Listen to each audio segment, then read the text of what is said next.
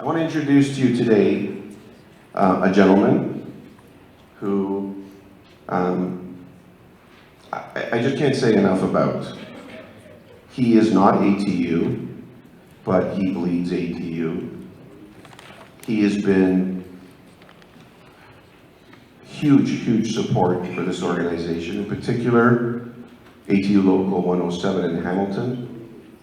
This gentleman was a city councillor who is now trying to move up as MP for Hamilton Centre.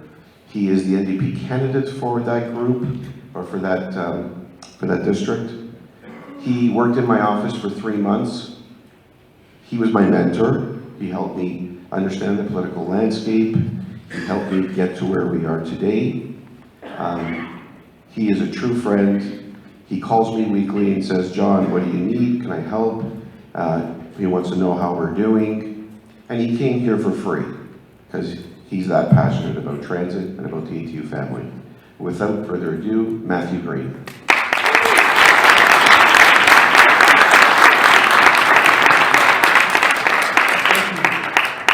I do have to begin, though, with a point of information in Doreen's defense. As it relates to John, I can see why she'd get this mixed up with a meat tenderizer.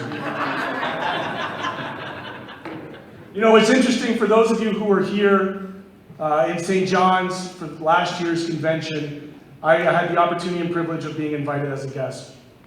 I arrived, I provided remarks and reflected on the experience that I had in the ATU family and how I felt it was different than some of the other organized labor events that I had been to.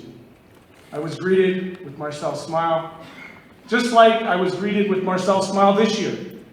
I met a woman who was frantically running around in St. John trying to make sure everybody was sorted, and that woman was Crystal. And I have to say, once I got on board and realized that you were doing all that stuff on your own, I thought to myself, what an incredible asset to this organization. So one more huge round of applause for Crystal today.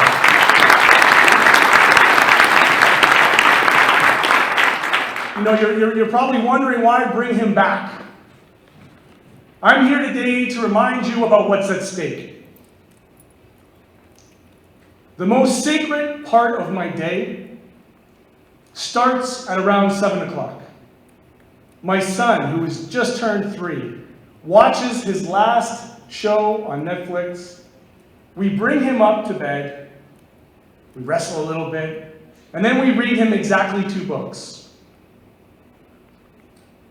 We often sing a song, and for those of you who remember your kids' early years, that song is, of course, what? The Wheels on the Bus.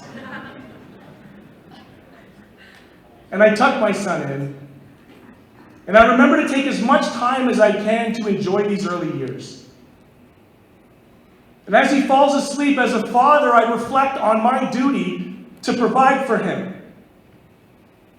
to think about his future, to think about the legacy that I am leaving his generation. And as a civic leader, as a former city councillor, I have to tell you, regardless of the conversations that are being had around this country and across the world, there is one massive crisis that we are facing. It is the crisis of potential global extinction. It is the crisis of catastrophic climate change. We have precisely 135 months left before the effects of global warming become irreversible. You will hear in these upcoming weeks and months conversations around the economy, around GDP, around taxation, around taxpayers. But one thing is crystal clear, that unless we face the realities and the immediate impacts of catastrophic climate change, we will not have an economy to consider. Unless we recognize that we can't buy our way out of this system, that we need a radical change, not only in the way we do our economy, but in the way we do government, we will not leave a future to this next generation. I think about my son, I ask you to think about your kids and your grandchildren. And there's a lot of times when politicians get up on stage and they talk in hyperbole.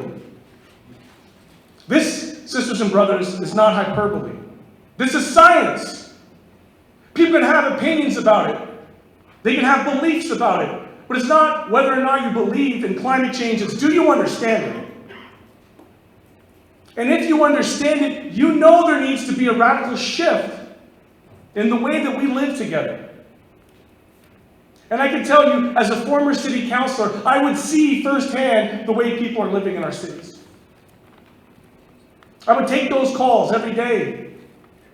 I would have to be the last calls.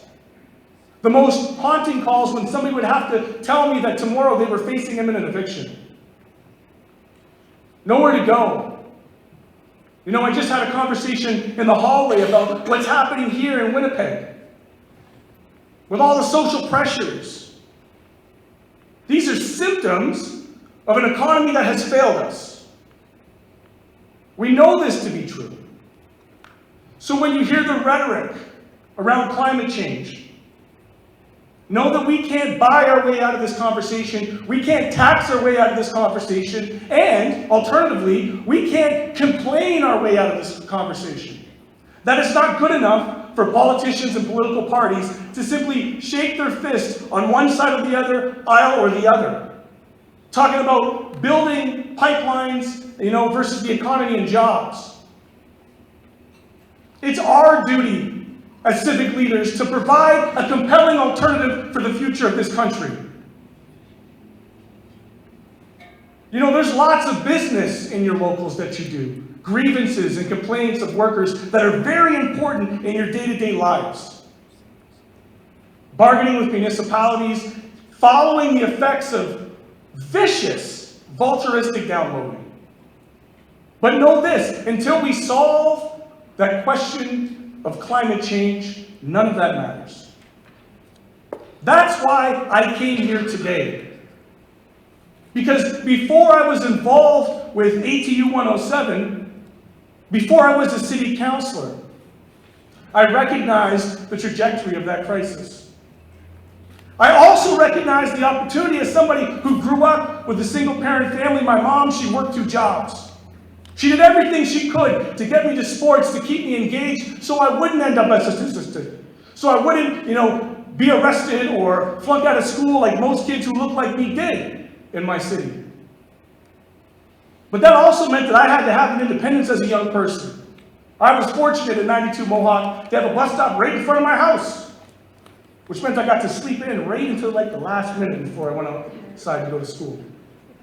Every day that bus would take me to school. And I talked about this last time. I'm going to say it again. This is more than just about your contracts. This is about providing a mobility right, as John said. A mobility right to the most vulnerable people in your communities. This is about providing a compelling alternative to fossil fuels.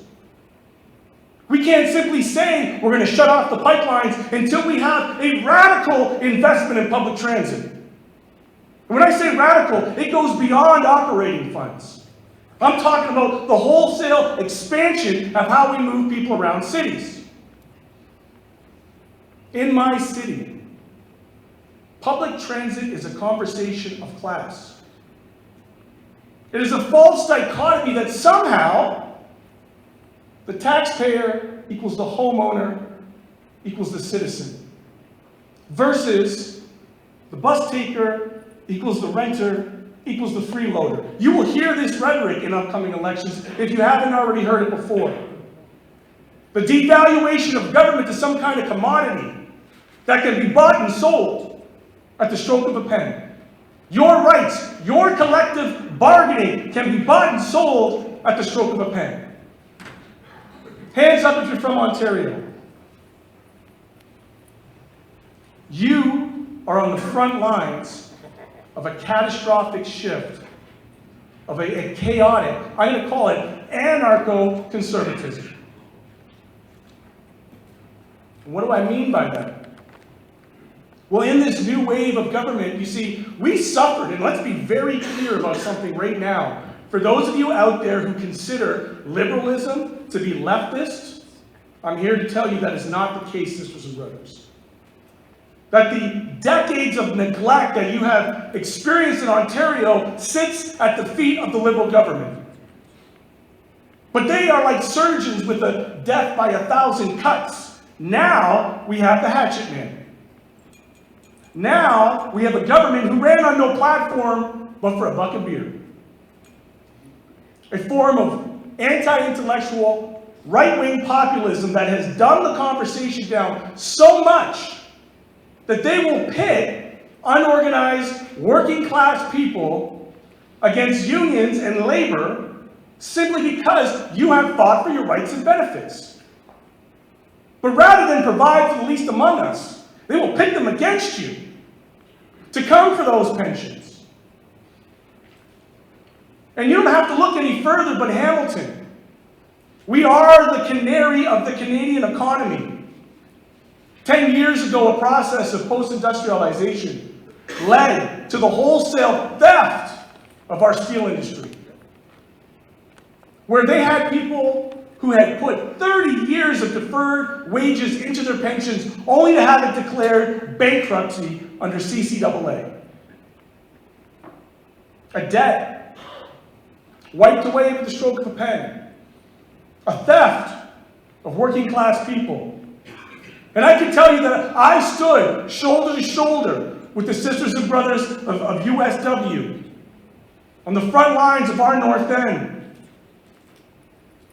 Well, they told us straight up, it's going to start here, but it's coming to the public sector. Just wait. That's what this is about. It's a sense of urgency that we need to get crystal clear about. Because the challenge that's in front of us, we talked about Dumb and Dumber. One getting elected in Ontario, the other one getting elected in Alberta. It's coming. And they won't tell you what they're about to do, but I will show you. You only have to open up the policy book of the Ontario Chamber of Commerce. And I reflect back to it New Year's Eve. The comment of Rocco Rossi while he was sipping champagne in a room that probably looked just like this. Let them eat cake. Let them eat cake when he talked about rolling back a $1 an hour minimum wage increase. Fought for and won by workers, mostly unorganized workers in 15 in fairness. $1 an hour they begrudge these people. Still not a living wage. We continue to legislate poverty in this country. So when we talked about this, we got involved, and I can tell you when I ran in 2014, I didn't know I was an outsider. I wasn't a New Democrat, I wasn't a liberal, I was an activist. I had the liberals saying he's an anarchist. I had the New Democrats saying I was a liberal. But we went door to door, street to street, and we built social movement in Hamilton through coalitions. And before I was endorsed by our local district labor council, I had two people coming off the street.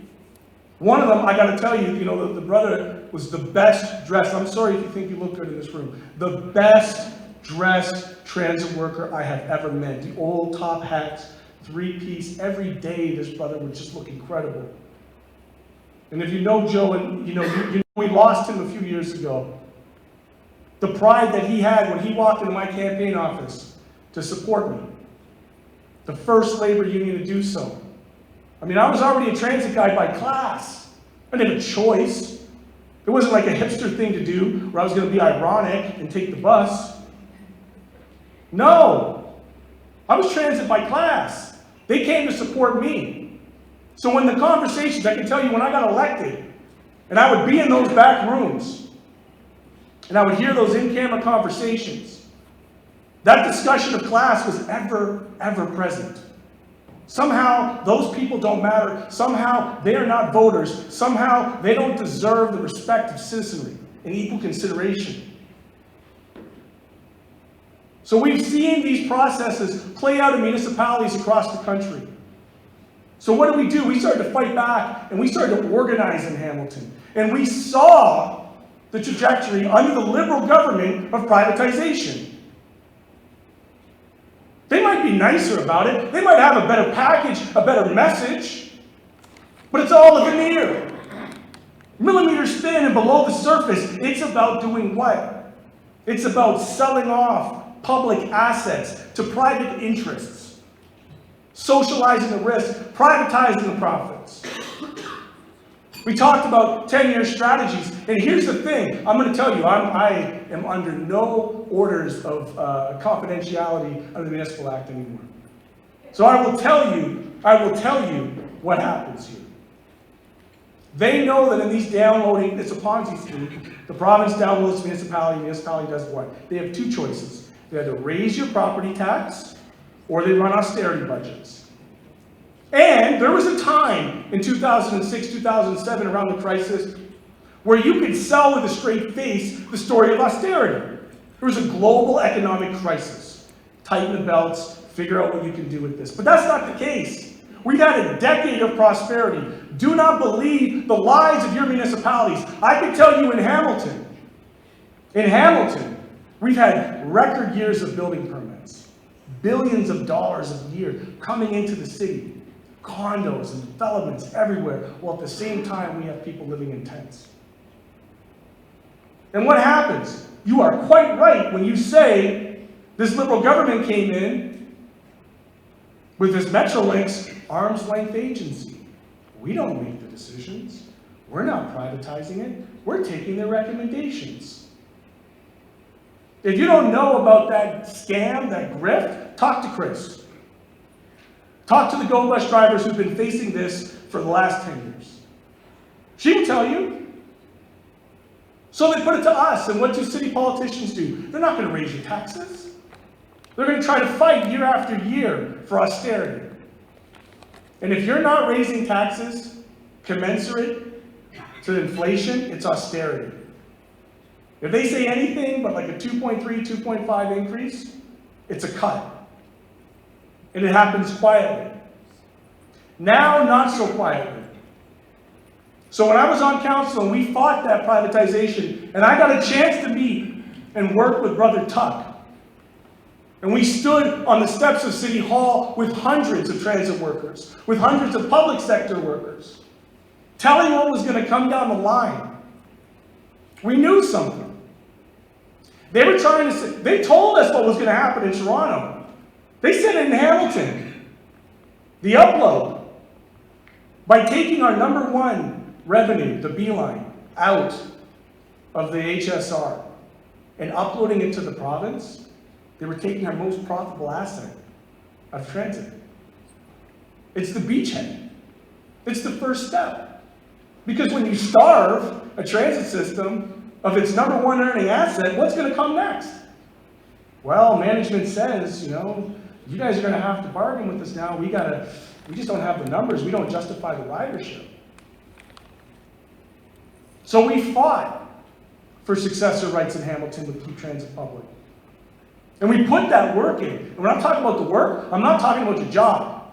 Your job is stated in your constitution for grievances and all the stuff that you guys do. That's your job. I'm talking about the work of being forward and front-facing to your communities. Like we did yesterday with Derek Hanley, 1505, doing a motion, handing out thousands of leaflets in a very short period of time. Like they're doing with 113 and Deborah Littman. On my social media feed, I'll see John, I'll see folks right across the country putting this message out, letting people know. And I can tell you why they start with transit in the public sector. Because they don't think bus riders matter. That's why. So we fought for it in Hamilton.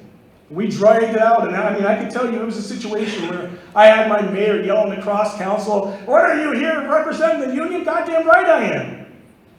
Represent the workers of this city, and you should too." But you know what the key is? What they did in 107 with me, what they did in London with all those incredible folks, Jesse Halmer, Mohammed Saleh, and all those great guys, they got to them before they were elected. If you're in your cities and you're waiting until after the election to find out if somebody's pro-transit or not, you've already lost, because they've already been bought. Which is why the first and most best thing you can do is elect somebody from ATU to your local council. Yeah.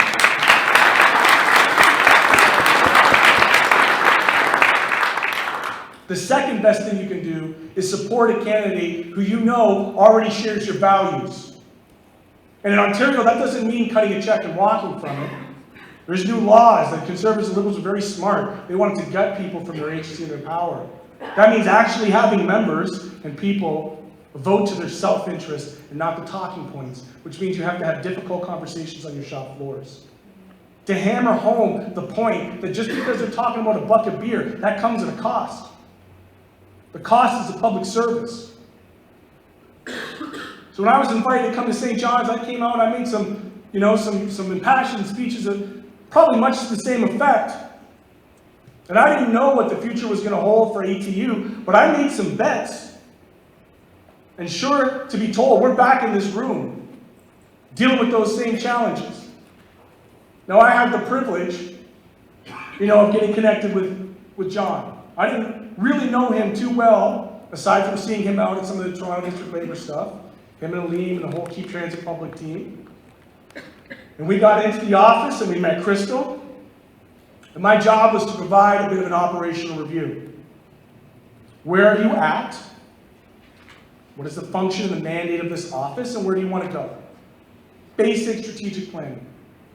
And we did that, and we had a chance to meet, and I can tell you that John had some seriously ambitious plans. And I kept telling him, man, if you come out the gate this fast, I'm not sure you're going to be able to keep this pace up, given the resources this office has once we transition out.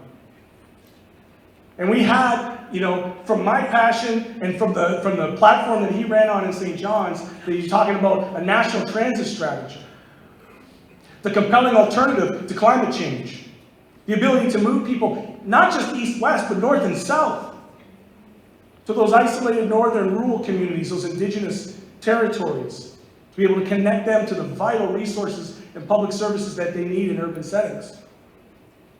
And we went out and I said, look, this is the things I want to do over the next 3 months, and by the time we get to the end, we're going to do this posting, and I want to bring in an organizer, and I'm going to transition out. And John said, no, we got to change that. We got to bring the organizer in now. And so working with this executive board was fantastic. A lot of these guys were already doing these fights in their own communities, and now we're trying to create a national scale, a unified voice, right?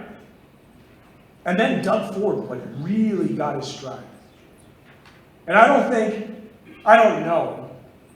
Actually, I do know. For any local president who's just been elected for their first term in their first months under Doug Ford, you will know. Or Jason Kenney, who's going to be out there now, you will find out. But if you haven't had that experience, maybe if there's people in here under Harris, maybe. But there's nothing quite like what's happening in Ontario right now. The upload in TTC, the pace in which they're putting pressures on Toronto, and the reverberating effects right out throughout the entire region is unprecedented. The Greyhound scenario, unprecedented. The perfect example of what happens when private capital leaves what they consider to be unprofitable routes, stranding people without a government intervention. So we got in there, we moved it up. I had the privilege of searching through all of the best organizers and grassroots trade unionists in North America to find what would have to be defined as a super comprehensive job posting. We were crystal clear about what we wanted out of our organizers. And we cast a net really wide. And I gotta say, I thank John because, he took my advice. I said, John, you're in this position. I want you to, I'm gonna ask that you be present to it, but you shouldn't necessarily be driving this higher. Let's have your executive board and some outside eyes look at it. And so we went out and we did that. And I can tell you from the recruitment process, this isn't an HR thing. I can say this. If not, I have some good lawyers in the back. Maybe you can help me out.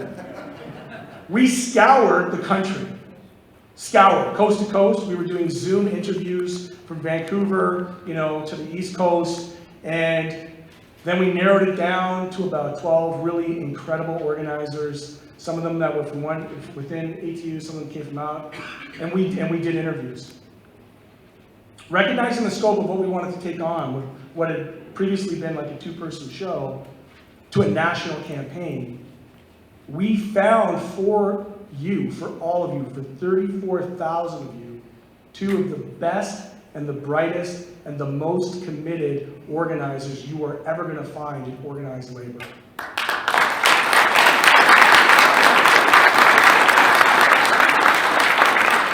And we brought them in early because of all the chaos that was happening in Toronto. And we spent 2 months simultaneously doing a national transit strategy and coming up against this anarcho-conservative government that was cutting everything in its path. We sat in war rooms with so many of you.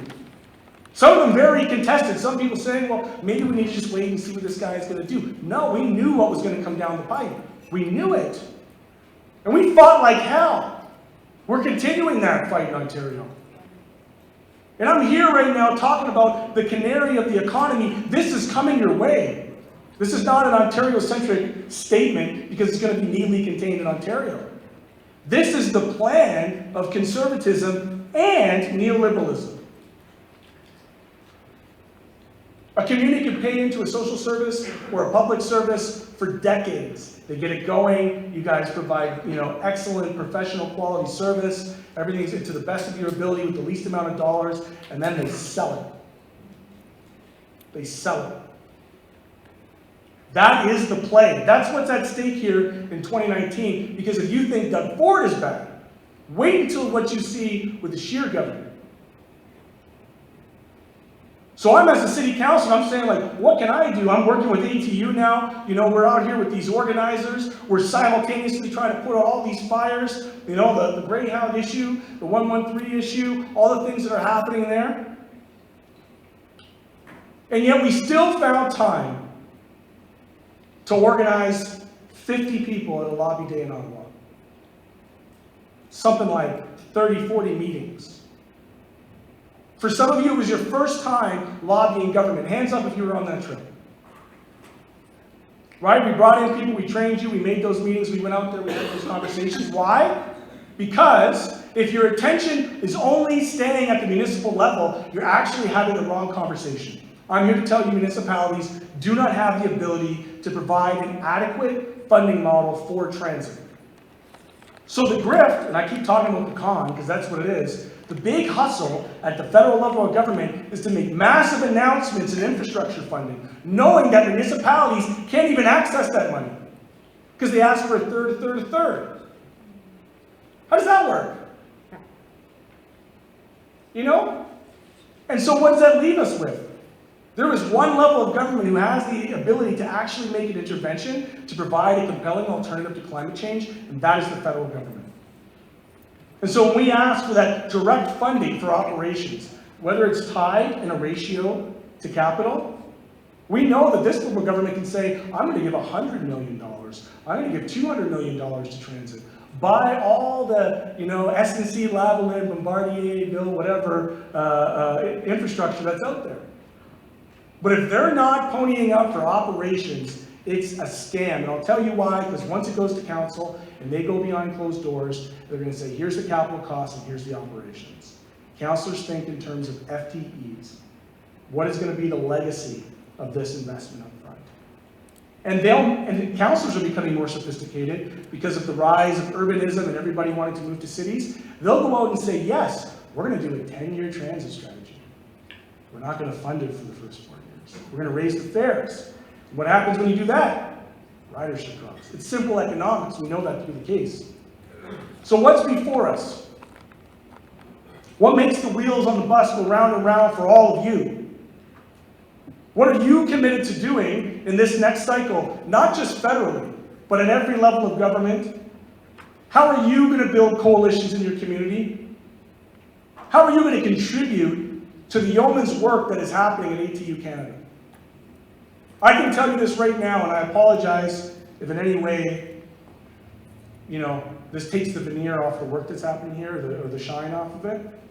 It's not sustainable what they're doing right now in this way. I already know what's about to happen in Alberta. It's coming.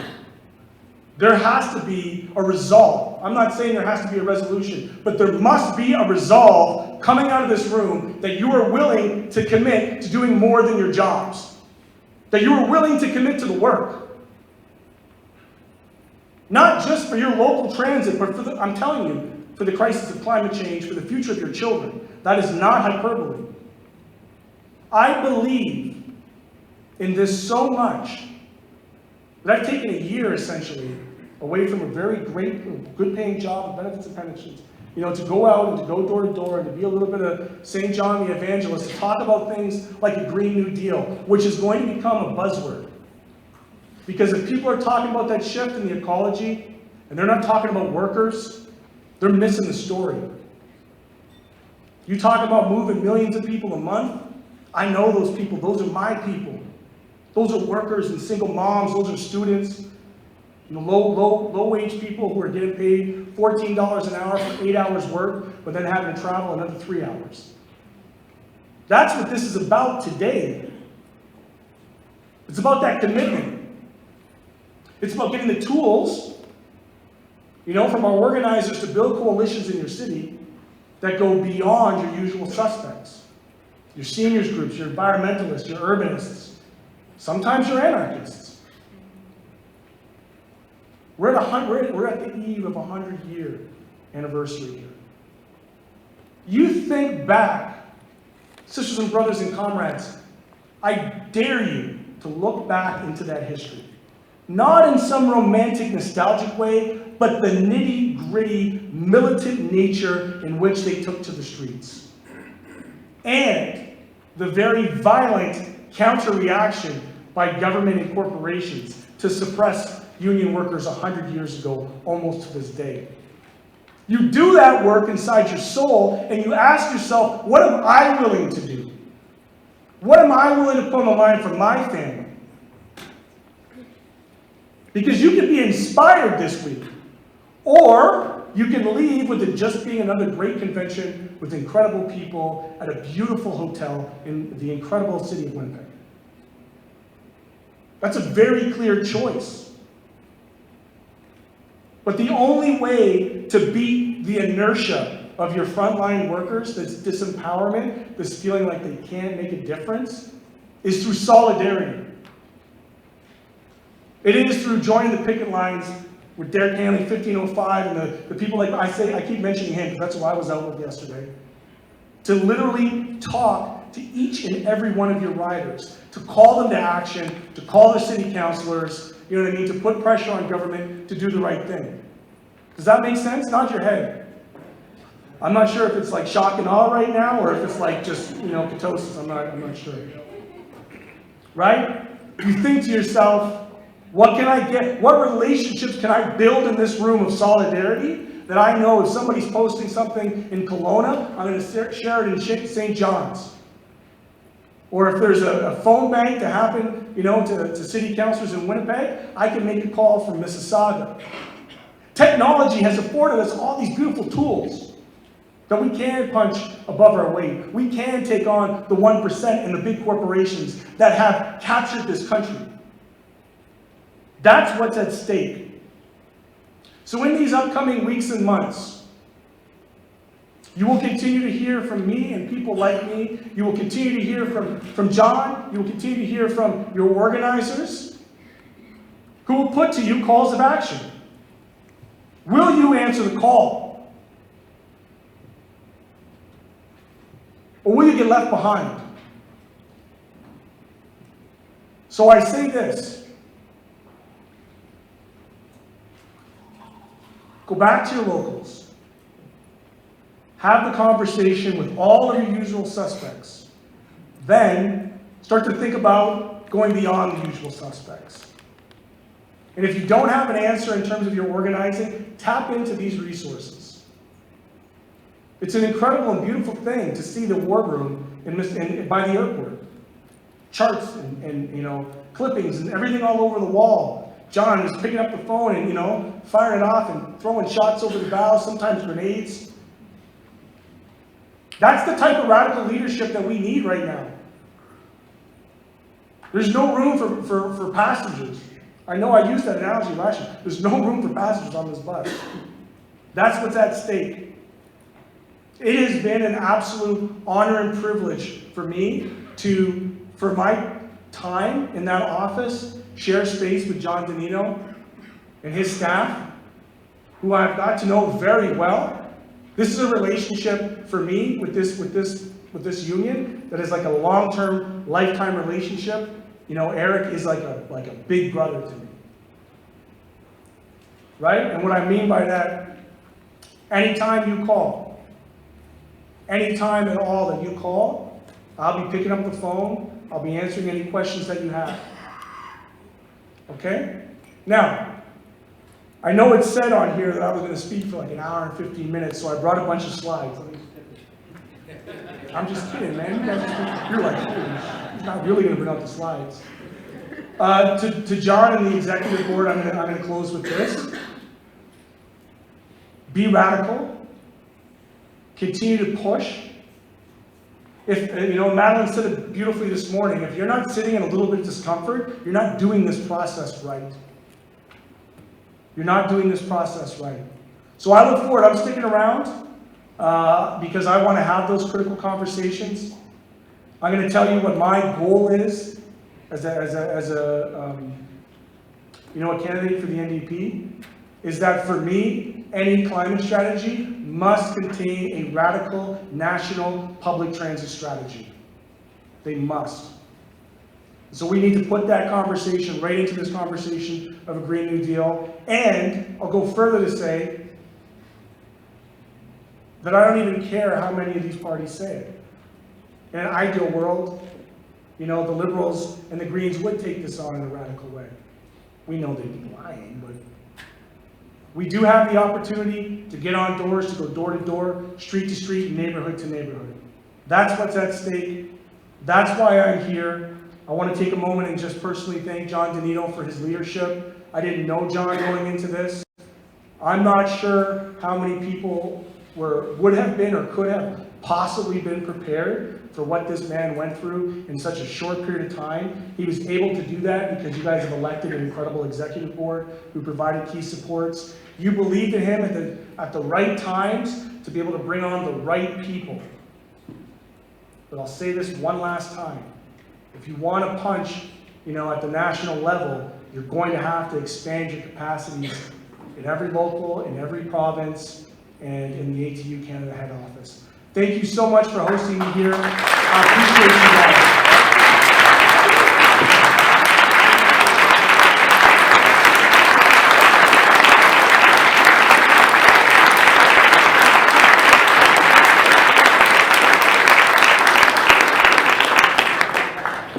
You know, I think I said at the beginning when I was introducing Matthew, I want to really thank Matthew for all of the support. Again, you know, he came into our office in early October, really helped me grow and understand what this really meant and how we needed to move forward. He's my political mindset. I reach out to him often. He's guided me through. He's put me in, I mean, I don't know if I can say this. We were in Ottawa, and because of his relationships, screw what we're I'm gonna a say. Democrat, by the way. I mean, he got me in behind the scenes in the NDP scrum. I mean, it's something that where ATU Canada has never been. He's allowed me to build relationships with politicians, with labor leaders. His mentorship was just instrumental. I look forward to continue working with you, Matthew, your continued commitment to ATU. On behalf of all of our delegates, on behalf of ATU Canada, just a little token, that's all we can offer. But here you go. Thank you so much.